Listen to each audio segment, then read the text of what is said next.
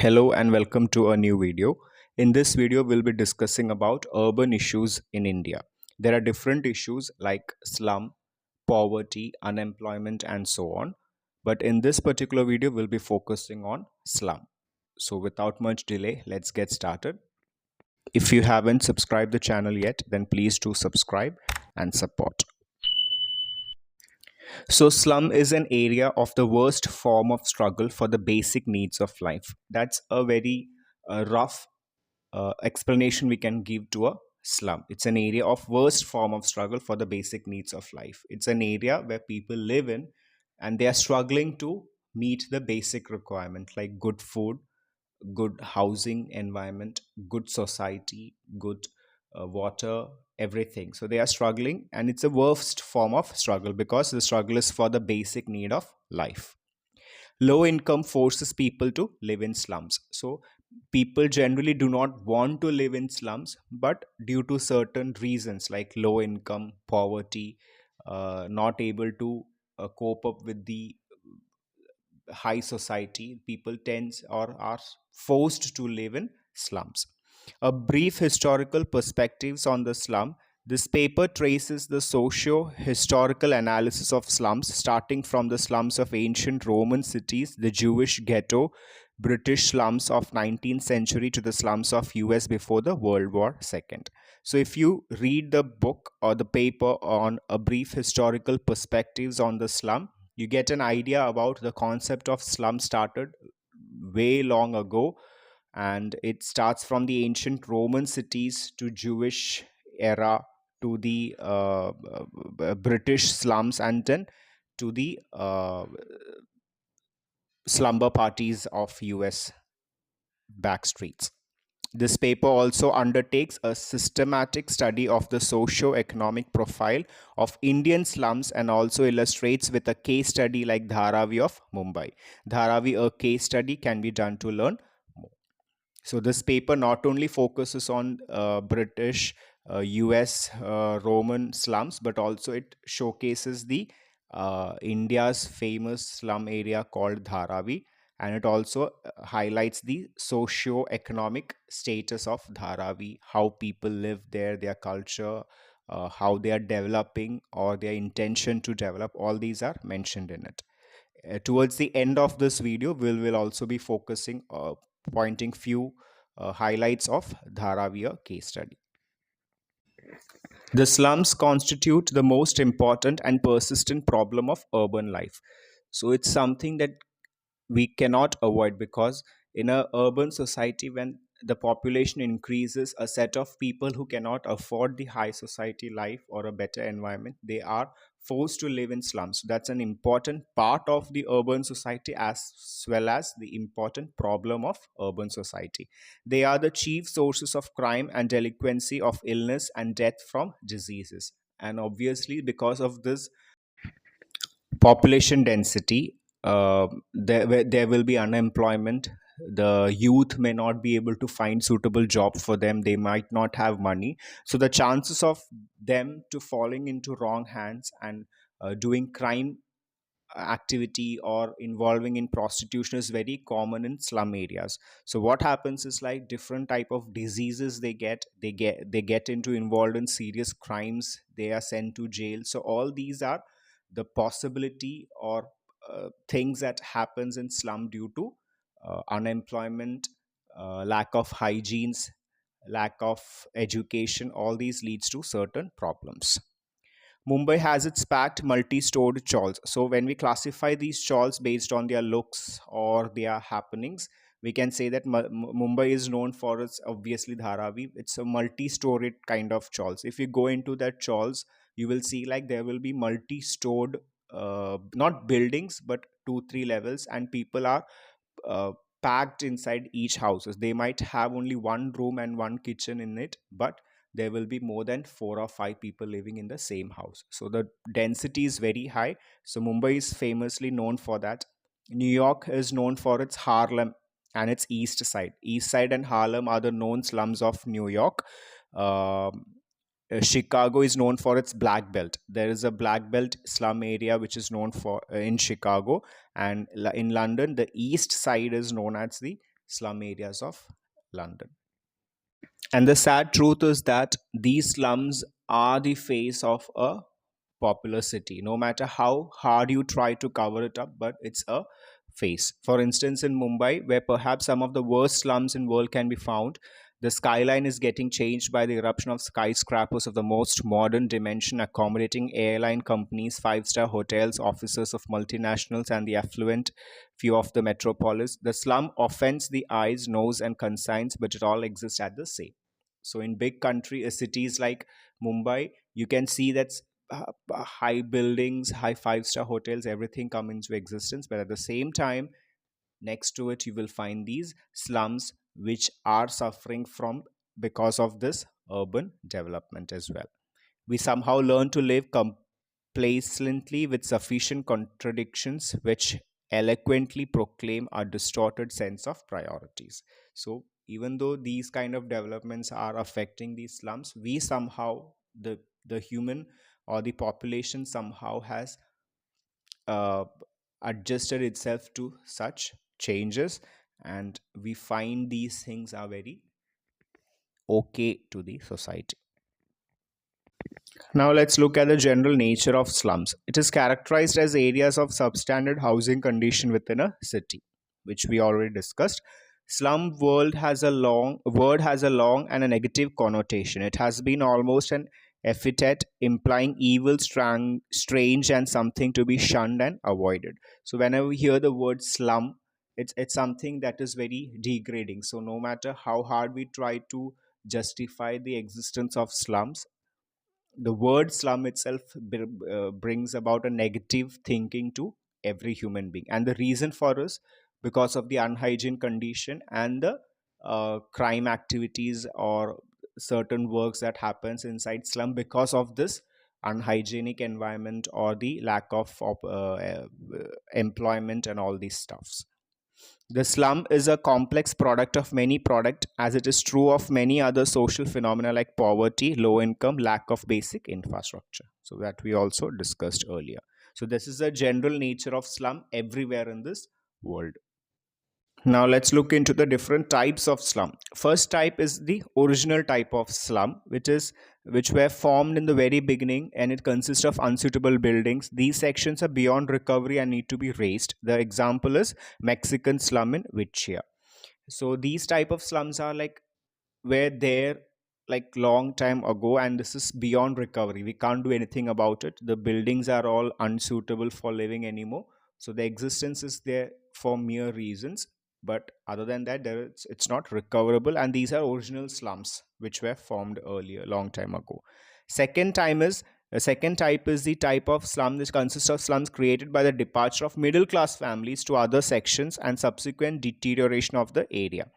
So in some places, some people might evolve in their lives, they get better lifestyle, so they tend to move to other areas and they form a society with high culture or high background. So what happens is like the other set of people are tend to move away from them, and they start to form a small slum areas where people of low income, people with low education tend to accumulate. So this results in the formation of a slum. It was not originally a slum, but because of the division that happens because of high society, low society, middle class people, the slum is formed automatically. So this is a second type of slum, and example is South End slum in Boston.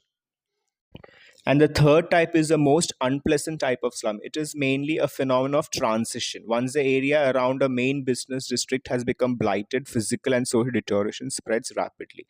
This kind of so this kind of slum is very dangerous actually. So when a factory comes into place, the place surrounding the factory might not be a good environment for people to live. So what happens? The people with high uh, classes of high society people or people with better and opportunity and job opportunities, they'll tend to leave the area and live and try to settle in a better environment. But the people with low income and less opportunity tends to get stuck there, and such places turns slowly into slum. The factories expel their pollution into these areas.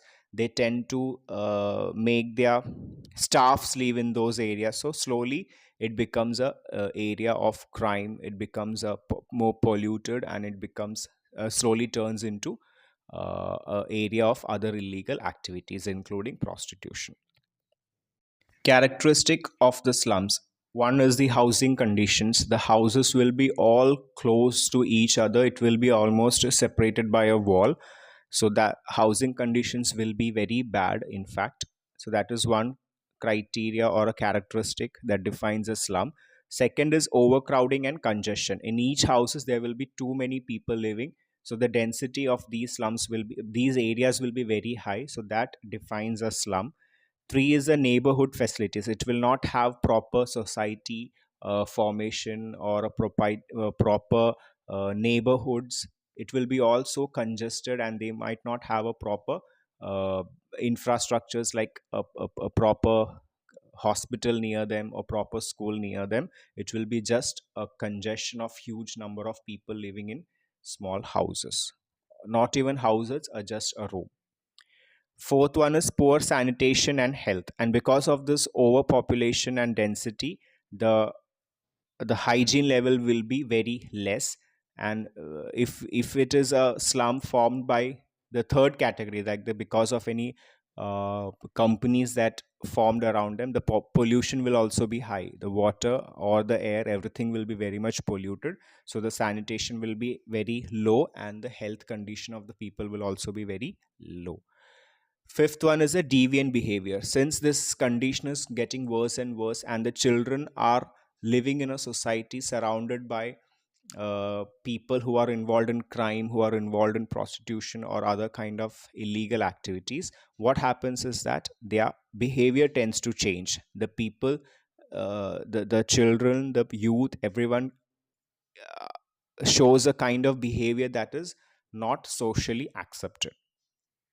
Six is the culture of the slummer way of life. So the way of living becomes their way of life. So what they are seeing from childhood becomes their personality. So even if they go outside the slums and interact with people, they might not be able to reach the standard because of their way of life. Seven is apathy and social isolation. And because of this personality problem, they might not be able to cope up with the other society, and they feel the isolation.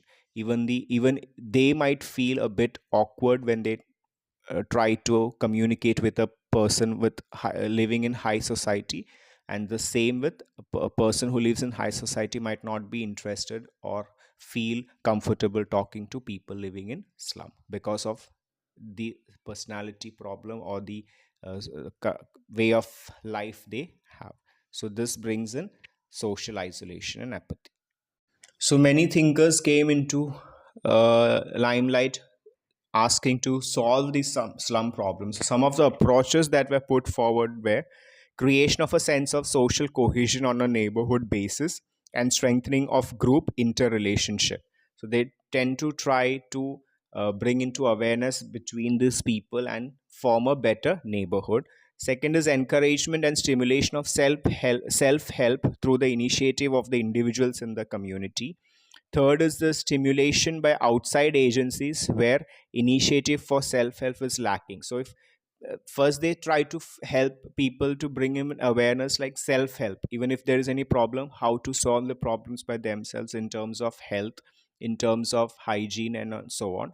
But if the self help is not working, they try to bring in external agencies to check the or to evaluate the hygiene level, the pollution level, all those things. Fourth one is reliance upon persuasion rather than upon compulsion to produce change through the efforts of people. So instead of forcing the change on people, they try to make them aware about the situation to the people and make them to change by themselves. Identification development of local leadership. So they tend to find a local leader for them so that he or she is involved in the betterment. Six is development of civic consciousness and acceptance of civic responsibilities. So they make them aware about the responsibilities they have and how to behave accordingly. Use of professional and technical assistance to support the efforts of the people involved, which we already know. Coordination of city services and meet neighborhood needs and problems. Provisions of training in democratic procedure that may result in decentralization of some government functions. So they already have a local leader, and they are try to mix this with the democratic procedures, so that they have a official leader, and they bring the voice of these slum peoples towards to the government.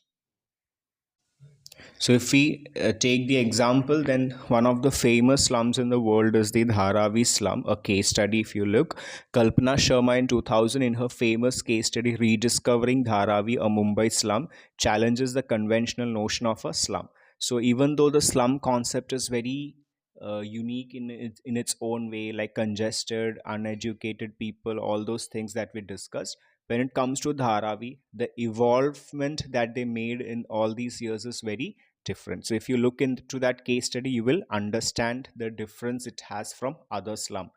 Even today, if you go in deep into the Dharavi slums, you might see hundreds of people who are graduated, who are working in engineering, medical fields, and all. But because of the lifestyle and because of the uh, high society that is formed around them, these people are not able to relocate from this particular slum area. That's the only reason. So unhygienic and pollution is might be one of the definition of slum when it comes to Dharavi. But other than that, the situation has changed a lot. The people living in slum are also educated. They are doing all kind of works that supports their family. Places like Dharavi flourish because of the people find work. They attract people because they embody the spirit of enterprise and survival in the face of tremendous obstacles. Even though they have so many obstacles in terms of infrastructure, they still tend to educate themselves and reach high level. Architect, engineer, and urban planners think of structures but do not address the life of people. As a result, dream township are planned which do not fulfill anyone's dreams. So there are many plans came into existence where the government decided to relocate the people of Dharavi slums to a building, but because of the lifestyle of the people, it was and because of the different thinking of the people from different society, this change never happened. Livelihood and shelter has to be seen as one rather than separate entities. So the problem is like government is just thinking they are living as just a house. They are giving them a house, but the people living in the slum, it's as we discussed already, it's a way of life for them. So they are not ready to just to relocate to a different environment. Thanks for watching. If you find this video useful, please share with your friends, and if you have any doubts, please put it in the comment box. I will try to clarify those. Make sure you write down these points, and if you are mentioning at least the highlights of these points in your exams or assignments, I'm sure you will get enough scores for them. So thank you very much. If you like this video, please do like, share, and subscribe as well. Thank you, and see you.